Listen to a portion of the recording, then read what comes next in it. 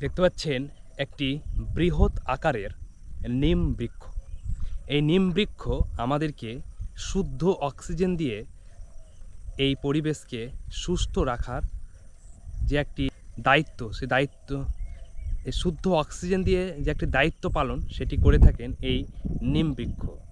এই নিম বৃক্ষটি রয়েছে একটি ধান ক্ষেতের একদম সাইডে। এই বিষয়টি এই কারণেই তুলে ধরার চেষ্টা করছি যে এই যে নিম বৃক্ষটি জমির ধারেই রয়েছে, একদম ধান ক্ষেতের সাইডেই রয়েছে এবং ধান অনেকটাই ফলে গেছে।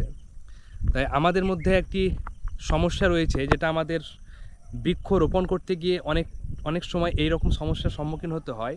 সেটি হচ্ছে যে জমির ধারে যখনই কোনো বৃক্ষ রোপণ করতে যায় তখন কৃষকরা বাধা দেয়, কারণ আমাদের ধান ক্ষেতের এবং যে কোনো চাষের ক্ষেত্রে অসুবিধা হয় এই গাছটির ফলে, সেখানকার চাষ হয় না। তবে এই যে গাছটি রয়েছে, নিম বৃক্ষটি রয়েছে বৃহৎ আকারের, তার পাশে কিন্তু ধান ক্ষেত রয়েছে এবং ধান চাষও হয়েছে।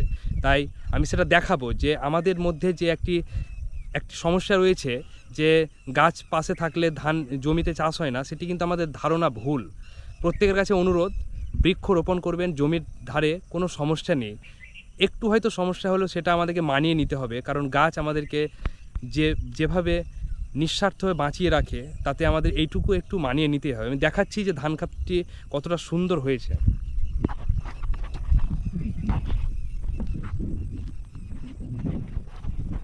দেখতে পাচ্ছেন এই যে নিম বৃক্ষটি এবং পাশে দেখতে পাচ্ছেন ধান ক্ষেত।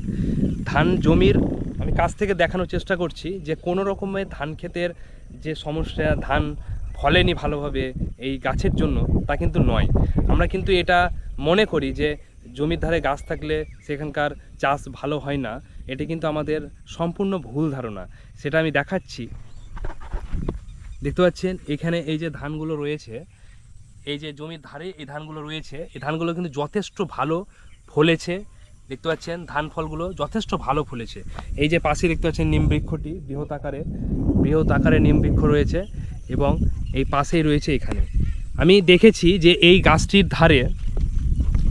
গাছটির ধারে কিন্তু অনেক এই পথ দিয়ে যারা যাতায়াত করে, এই পথ দিয়ে তারা কিন্তু এই গাছের নিচে অনেকে আশ্রয় নেয়।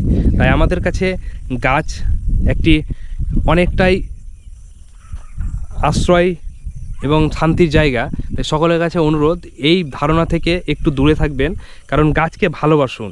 কারণ প্রকৃতিকে না ভালোবাসলে আমরা এই পৃথিবীর বুকে ভালো থাকতে পারবো না। তাই সকলের কাছে অনুরোধ, এভাবে একটি গাছকে আমরা কেটে ফেলি নির্দ্বিধায়, তাই গাছকে ভালোবেসে তাকে যত্নে রাখতে হবে এই প্রকৃতির মাঝে, তাহলে আমাদের এই প্রকৃতি আমাদেরকে সুরক্ষিত রাখবে।